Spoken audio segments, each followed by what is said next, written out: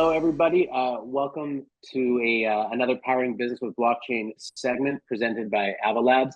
For those who are new to this series, we host executives and leaders from across different industries to discuss, what they're thinking about with regards to blockchain tech in the context of their particular businesses. And today, we enter the fun world of media and entertainment. So we hope it's entertaining, that's for sure. My name is Paul Chodirker. I'm the director of enterprise business development for Ava Labs. We have some really amazing guests here today, super engaging. I'd like to welcome our guests, George and Stephen. Maybe a quick round of intros would be good. George, if you want to kick it off. Sure. Thanks so much for having me, Paul. I'm really happy to be here. My name is George Howard. I am the co-founder and chief strategy and innovation officer for Acme Innovation. Acme is a holding company / venture fund that is focused on building out sustainable tools for artists and creators, all stripes of media, using new technologies. Been in the industry, the media and entertainment industry, for over 30 years. I'm a musician, and I began my career, started a record label in the late 90s, early 90s rather, to put out my own music and my own band's music, some of my friends' music. The timing was good. I was able to sort of drift in the slipstream of Nirvana and others. But I then made a deal and did a joint venture with a bigger label called Rykodisc, which at the time was the world's largest independent label, and importantly to me, as both a kind of musician and a technologist, the world's first CD only label and the first label with a website. And so my career has started and been this weird balance of really, quite frankly, not being able to differentiate tech and art. Like, I just see it as all kind of the same creative gesture. And after Rykodisc, which was sold to Warner, I started a music distribution company called TuneCore. And this was at the time where, it's still the case, but if you're an artist, a musician, you can't get your music up onto the DSPs, the Spotifys of the world, without going through an intermediary. So we created one, and it was, again, very much premised on, hey, musicians, you need to kind of lean into this technology in order to take more control of your destiny. That company did very well. It's now a public company, and I'm proud to say it's paid out over $5 billion to musicians over the years. I then kind of took a bit of a break. I became entrepreneur in residence at Loyola, where I got my law degree and my MBA, and that was, again, really in the service of the arts. After running a couple of companies, I realized that the people that tended to run the industry were lawyers or had business degrees. So I wanted to level the playing field a bit. I then managed some artists. I managed Carly Simon and the composer Mark Isham. But like, I'm sure everybody listening to this call read the Satoshi white paper and was intrigued by it. But again, for that same reason of, wow, I think this blockchain thing could be another force that could help empower creators. And in that particular case, I thought it would be helpful, or continue to, in terms of kind of that last mile of transactions and building sort of net promoter score.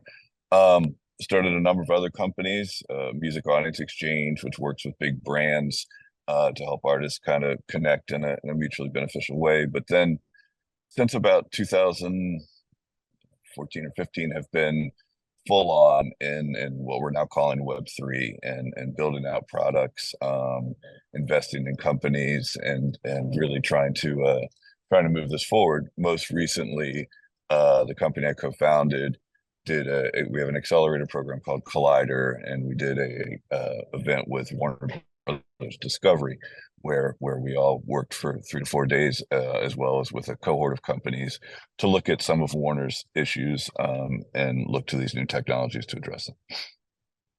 Thanks, George. Appreciate that. Sure. Stephen? Thanks for having me, Paul. And George, good to see you again. You too. My name is Stephen Ilous. I'm the CEO and founder of Feature. I come from 25 years of media and entertainment experience. I first started with Stan Lee back in the dot-com boom, doing the first webisodic animated series. pre-YouTube. We built our own preloaders. It was all with a technology called Macromedia at the time, Macromedia Flash, which Adobe ended up buying and has now since been retired. But shortly after that, I went to go work on The Matrix 2 and 3, where I was part of the digital doubles team, where similar to AI, we were met with a lot of fervor that maybe we were going to replace human actors, but that was not the case. It was actually an empowering creative tool. And that lesson kind of stayed with me throughout the rest of my career, where I went to go work at Sony ImageWorks and help pioneer performance capture technology, which was face and body being applied to digital characters with Bob Zemeckis and Tom Hanks. And that really opened up a lot of the projects that you see now, like Avatar and other AI and motion capture applications within film and game. Shortly after that, I started a company that was leveraging facial action coding tools. That company was around for about 10 years and serviced games like Call of Duty, also big titles like Alan Wake, and then decided that I wanted to pursue my ambitions of being a writer director. So I was young and naive enough to think I wanted to do that, and did that for about 15 years, was with CAA and WME during that period, but had sold to every major studio and really learned the inner workings of how Hollywood and the machine works. Reconnecting back to my tech roots when I discovered blockchain in 2012, I thought, here's an architectural innovation that will radically change how media and entertainment is distributed, let alone how it's monetized for creators around the world. Smart contracts really opened up the programmability side that was necessary, and I decided to start Feature about 2.5 years ago now. Feature really sits at the juncture of how do we bridge content and its audiences, whether that's rewards, loyalty, or from a business perspective. How do we have a 360 view of the consumer inside and outside of their platforms? And that's why blockchain technology is so powerful. And those benefits waterfall to those businesses. Since we've been in business, we've licensed our technology to Netflix with a show called Love, Death, and Robots that generated 100 million impressions for them. And we'll be coming back for season 4 and expanding to other genres with them. And we're happy to be a part of the Collider on the Lot program with Warner Brothers, with 16 other companies that are really here to help studios like Warner bridge them into the future of how to use these new emerging technologies in the media and entertainment space. So thanks for having me, and happy to have this conversation. Thanks, Stephen. I appreciate that. And, I told everyone we have really interesting guests. I think just from their bios alone, you can see sort of what we're in for. George, the music man, Stephen, movies for sure, and some amazing tech and really innovative thinking here. So really excited to get into it. So we mentioned our participation. Ava Labs, Avalanche was included on that in the Collider program on the Warner Brothers lot for a few days. Without getting into details, obviously, maybe what are some of your philosophical takeaways from that? What did you emerge from those few days thinking about after speaking with some of the maybe cohorts and some of the individuals with the company there? And whoever wants to kick it off, go for it. You want to take it? I couldn't hear, but I'll jump in and Take it, Stephen. Yeah, thanks, George. Great. From the purview of one of the cohort companies, for us, it was really exciting to see a major media and entertainment business actually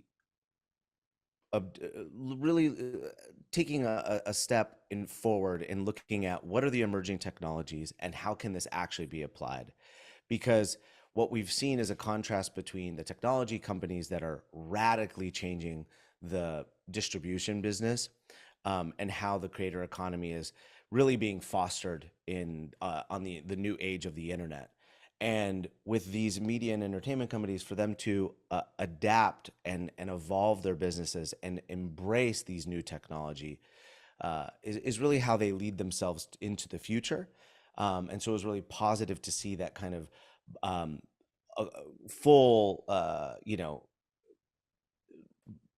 would say a collected effort internally to really try to find these ways to bring these companies in and adopt these technologies throughout their businesses. So that was really very promising. And we have a unique purview because we've been talking to other studios as well. And we're starting to see the beginnings of this across the board. And that's really empowering for the creators. It's empowering for the technology. And we think this is just the beginning. Yeah, Hey, George. that's music to my ears.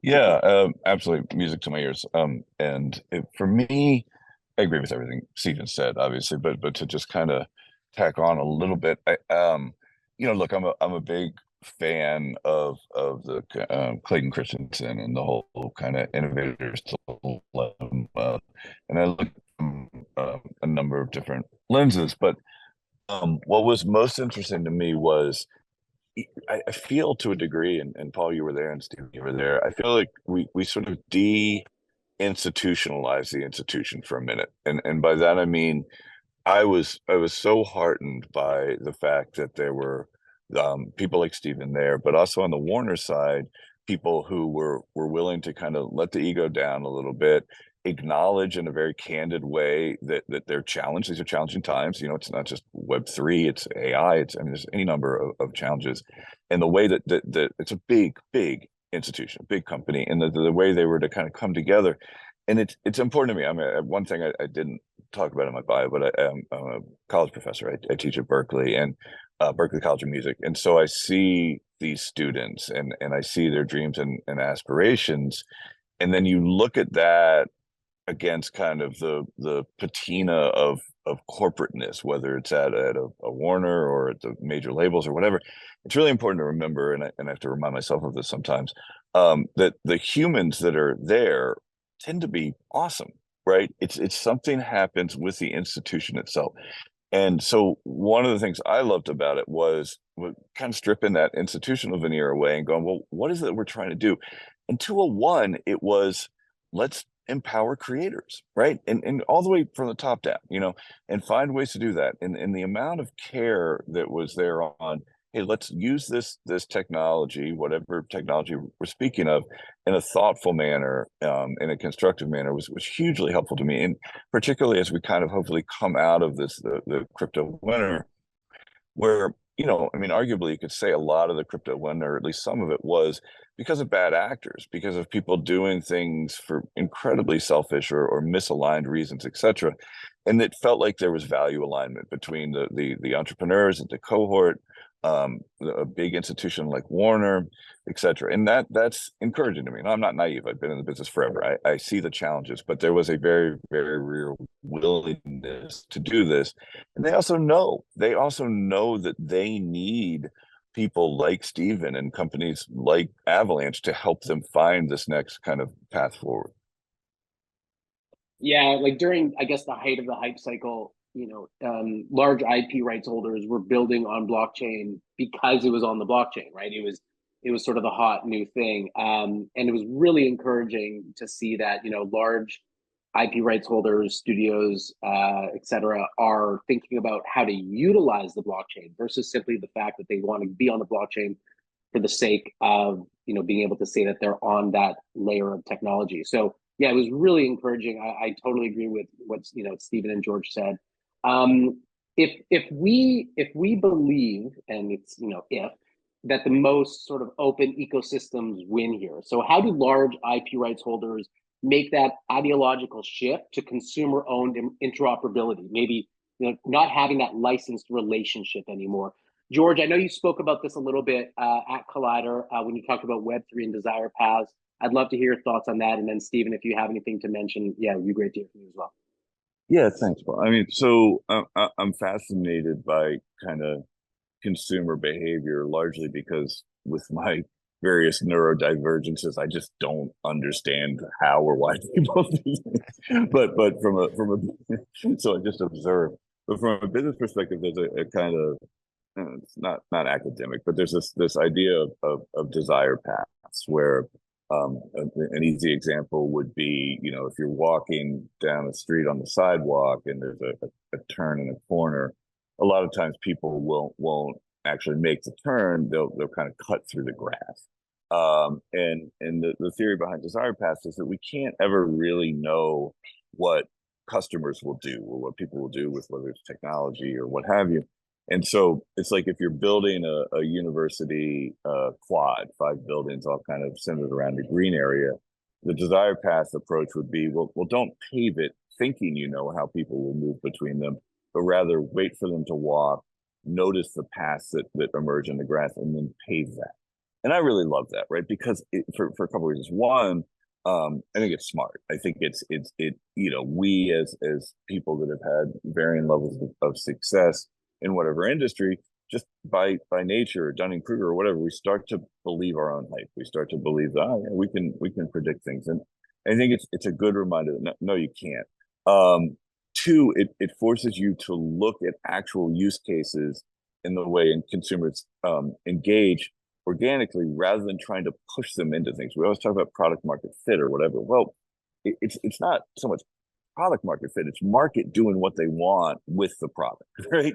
And sometimes that has nothing to do with what the creators intended.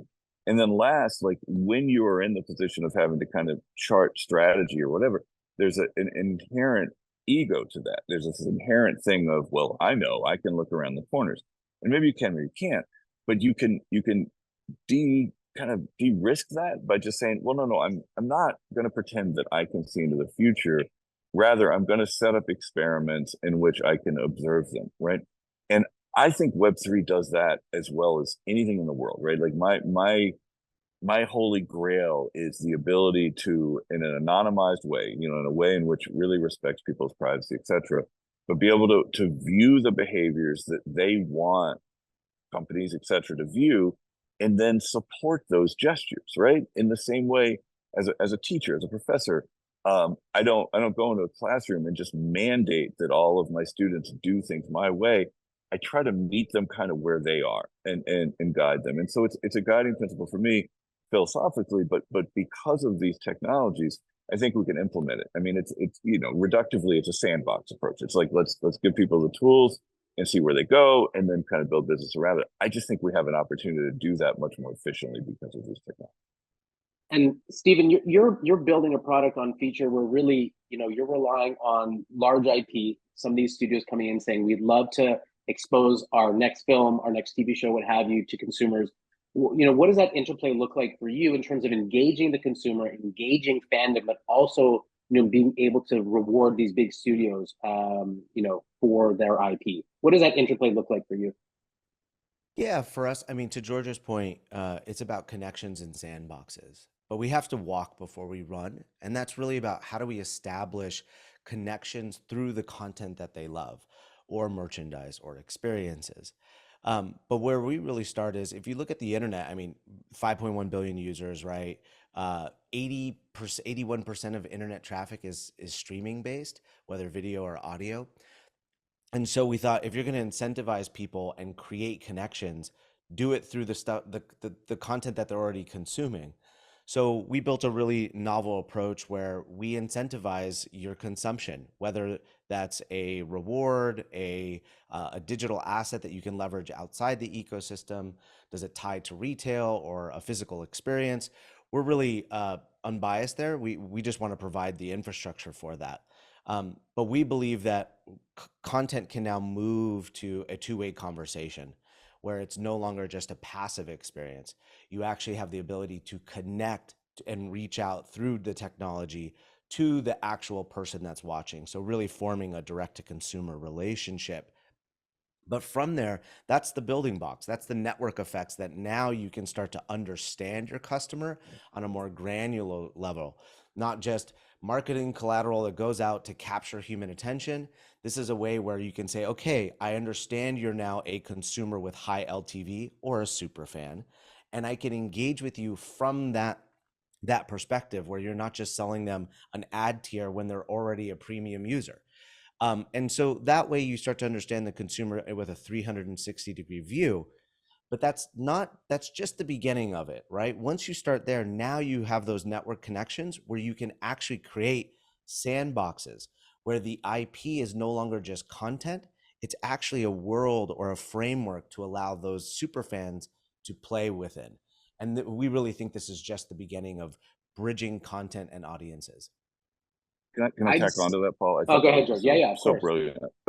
Is that all right? I don't mean to interrupt. Okay. So, I mean, yeah, I mean, it's so obvious why I was so thrilled to have Steve at Collider.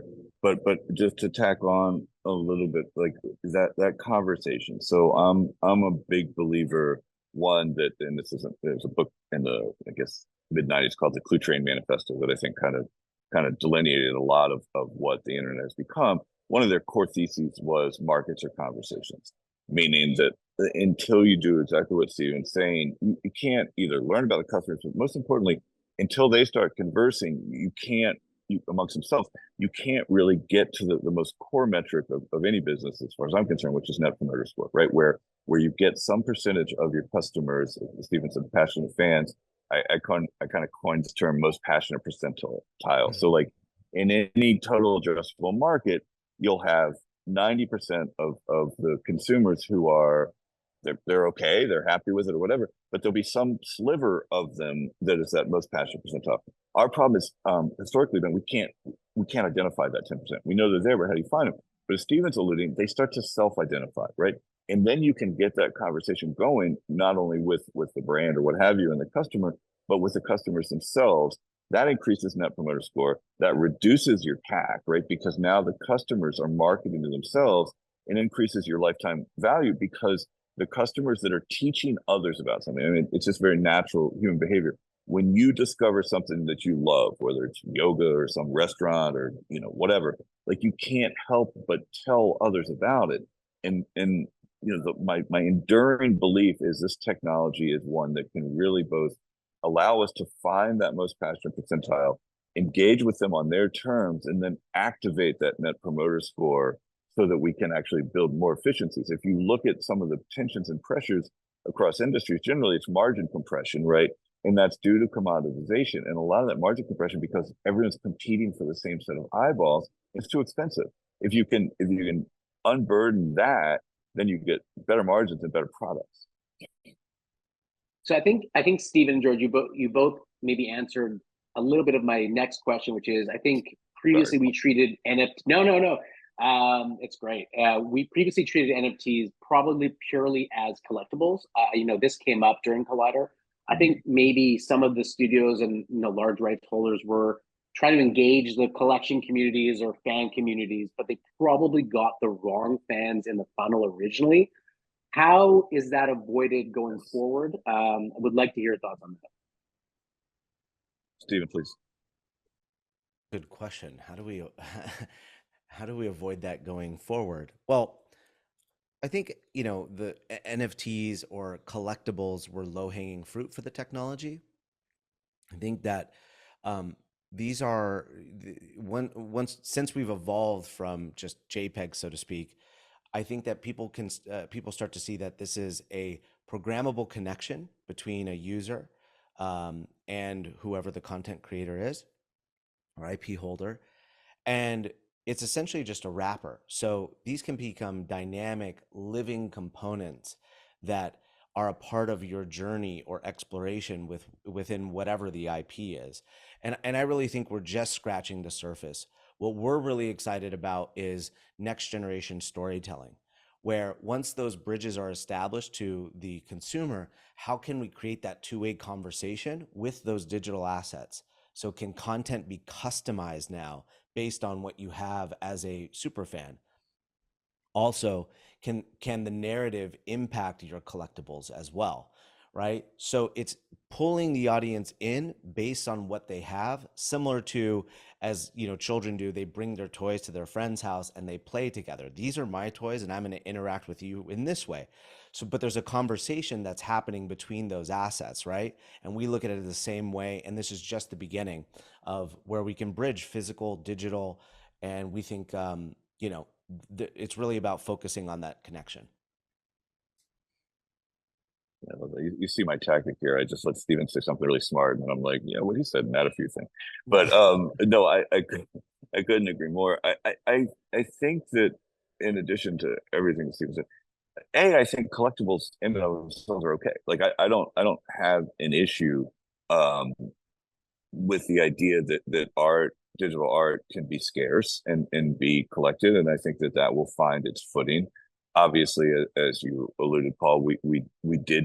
I don't know if we put the wrong people in the funnel, but people found themselves in the funnel with different motives than maybe we hoped, right? And again, that's desire paths, right? Like it's not inherently wrong that people said, okay, I'm going to take this NFT and I'm going to flip it. Like people do that with all sorts of things. And it's really incumbent upon us to say, well, how do we build business around that? My ideal state is that these collectibles have utility beyond just kind of a scarceness to them. I see them as unlocking other things. Again, as I said earlier, it allows the brands to find that most passive percentile, and we do have to be careful about how we market it from the funnel that you allude to, where I think the days, at least from the big studios, et cetera, of just having collectibles with no utility, that's going to be relegated to a real small subset of things, which I think is a good thing, right? Like I think because then it forces the brands to go, okay, well, they have this. Does that act as a key to unlock what, right? And how to, and that's, I think, Steven's analogy, where it's like, well, I have my set of toys, and can we do this in a positive sum manner so that when we combine these toys together, we build something? As I said, so I'm a musician, and one of the big bugaboos of the music industry is like collaborations, and Paul, you know this too as an attorney, are inherently challenging by law. In other words, if I have a song that I've written and someone wants to take a piece of that and then build a new song on top of it, the law is just like, well, no, you can't unless, absent an agreement. And those agreements are costly and time consuming, and most creators neither have the time or the resources or even the awareness that this has to happen. And we're pushing against human nature, right? Like law always lacks culture. It has to kind of catch up. But the culture is one of, as Steven's alluding, like getting together with your friends and creating things. And the tools are there now too, right? Like it's really, really easy if you're a musician to put a stem up there and have someone build on it. But we haven't yet built either the kind of onboarding in a legal way and/or incentives that don't bother the IP holders, right? And I'll give you a quick example. So for many years, YouTube kind of got stuck at a plateau level in terms of viewership, and it was because of the, I won't go too deep into the laws, but long story short, if someone did a cover version of a song and put a video up on YouTube, that's prima facie infringing. So I do a cover song of the Bee Gees or something, right, and put it up on YouTube. YouTube has to take that down or run the risk of a massive lawsuit, right? They didn't fight that in the courtroom. What they did was they went to the creators and they said, well, look, we can and will take this down, Bee Gees. However, we could also run an ad on it, and then you, Bee Gees, will get X% of it. We, YouTube, will get Y%. I think the fractions are wrong. And the creator, the person that did the Bee Gees cover, yeah, you're not going to get any money, but you're going to get what you wanted, which is exposure, right?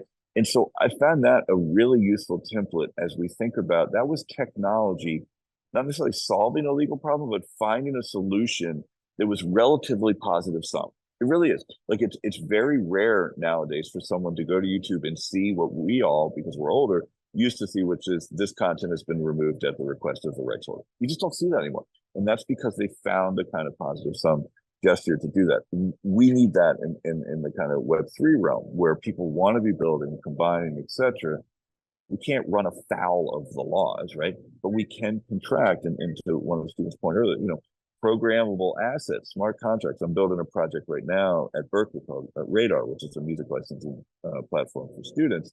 All of that will be done with smart contracts, where if you agree to pay this creator for that song, you will have, filmmaker, whatever, the right to use that song, but there are terms there. And if you use them in ways that weren't stipulated, we're going to sue you. So it's this sort of combination of making it easier, but not negating the rule of law. And I think that's really important. I think a lot of people during the first kind of rush of NFTs, et cetera, were like, let's just throw all the laws to the wind. And there's an argument for that, right? Like it's not my argument, but I do understand where people are like, at this stage in the development curve, we just have to try a bunch of shit. but you see what happens, right? Then you get governmental, you get regulations, things that pushes everybody backwards. We need to find that kind of equilibrium, and I think we're getting it. Yeah, and I have found, for me, 2023 has been a lot about building, relationship building, technical building. The Collider program is a really good example of that. Of let's bring in some of the smartest people in the room that are working in this. Let's figure out what we can do. My hope is that in 2024, then we integrate, then we expose this to the public. Whereas I think this year has been a lot because of just the chilly environment we've been in, which I think we're emerging out of. I think you're going to see a lot of cool stuff. I really do. And there's been a lot of energy and a lot of thoughtfulness from IP rights holders as well in terms of doing this right. And I don't mean to talk so much, just one quick point, but like you see through all the fan fiction, through all the things that are out there, and as AI begins to matriculate even further into it, the desire, not from a bad actor standpoint, but from fans to engage with the IP that they love and build things. I mean, we umbrella that as just UGC. If we, and by we I mean both the people that want to create the UGC, the people that have the rights holders, and the consumers of it, can find that equilibrium, all of these problems that IP holders have in terms of revenue, et cetera, will go away. If you can start monetizing the UGC in a positive sum equilibrium type manner, it's going to be a completely new era of flourishing creativity. And the music industry needs that more than anything. Like, unless you're a real music industry native, you think that the music industry is doing great. It's not. It's really, really in a horrible, horrible place for all but a very small percentage of musicians.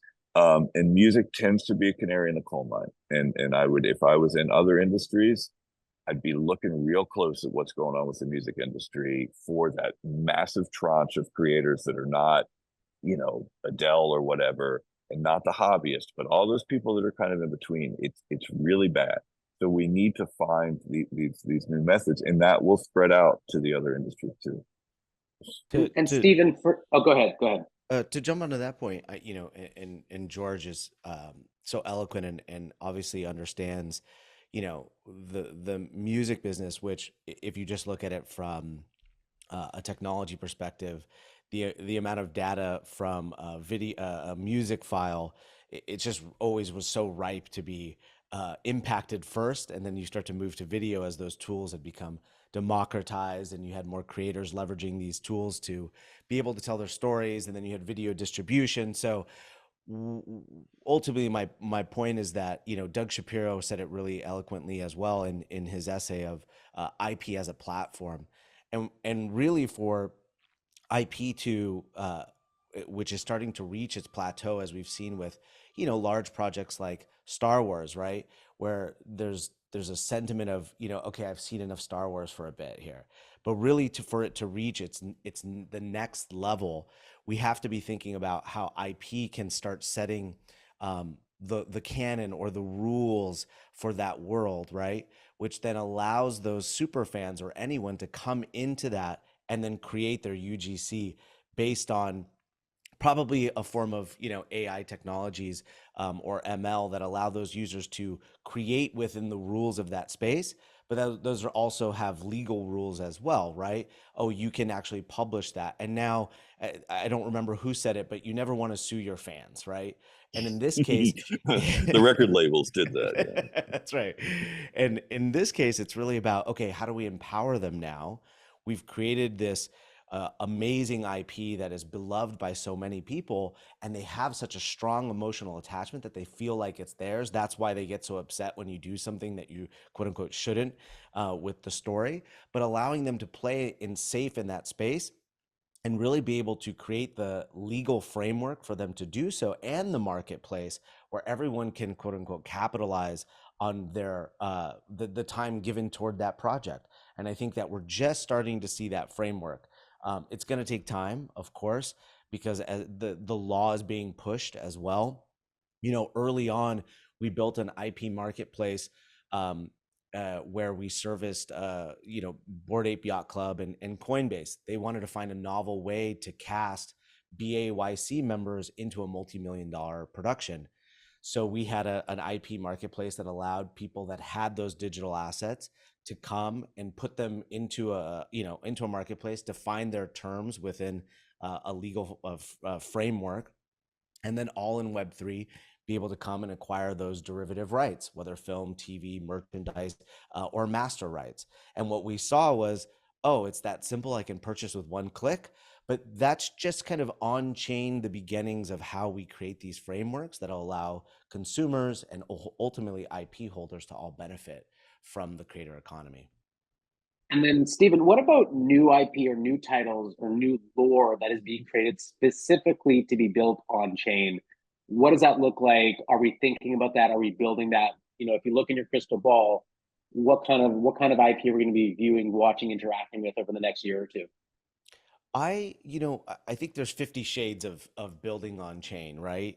There's projects that were incubated solely as in the end, these are all tools, right? Let's be clear. It all comes down to, is it good music? Is it, are you telling a good story? Are you trying to connect with an audience in a new way? And that's really where we get excited, is how are you leveraging this technology to form more of those emotional bonds? And ultimately, the network effects that grow out of that. I think just to use the technology for the technology's sake, I've been a part of that before, and I've seen how it impacts the final product. But what we've seen is, incubating projects early in Web3 allow you to identify your super fans first.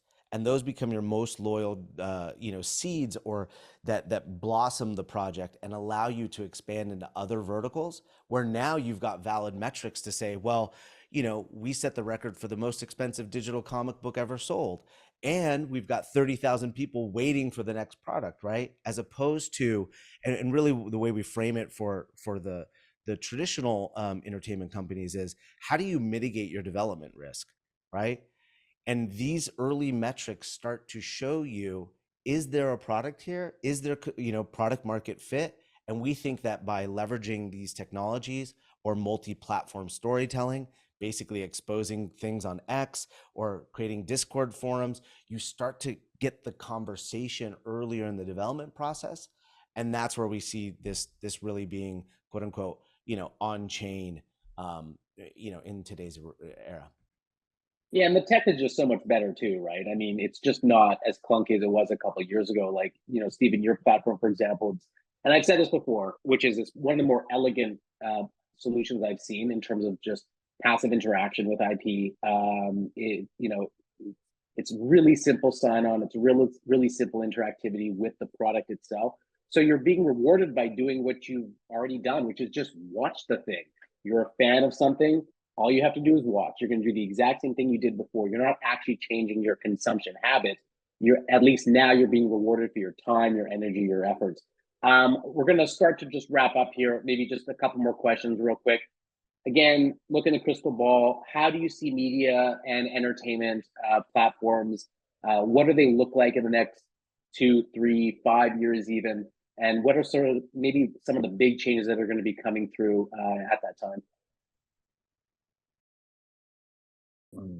I'm happy to jump in. So I think, just building off of everything that's been said, and it's an honor to kind of be colleagues with both of you, because I think we're going to be the ones that are going to be building it. But I think that we are going to find ways to, I keep saying this word, I apologize, but find that equilibrium where the studios, the IP holders, etc., do exactly what Stephen's saying. Is find ways to engage with that most passionate percentile of people, UGC, whatever, monetize it in a way that works for existing creators, etc. And that's going to be great. That's going to open things up. I would say that my kind of challenge to the industry is to look at it that way, right? Like, so again with music or AI in general, there's all sorts of ways now where if you were to train some large language model on a series of works or whatever, and it has to be a lot, right? And then the derivatives go and they get exploited. It's not terribly technically challenging to pay a royalty back to the people that were part of that corpus of creation, right? So, for instance, this is probably not a great example, but if I did an AI music company, which I'm exploring, I would use the works of creators and obviously do it in a legal way. And then as those works were exploited, I would make sure that baked into the new works was, call them residuals, call them royalties, call them whatever you want, that then flow back to the people that created that corpus.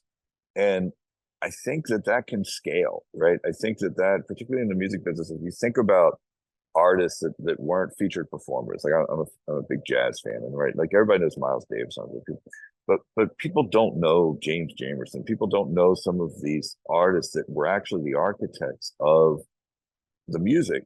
And not only do they know, but because of the way music contracts and others work, they never saw a dime. They get paid a fee to walk into a studio, work made for hire, and that was it. And a lot of them kind of died impoverished.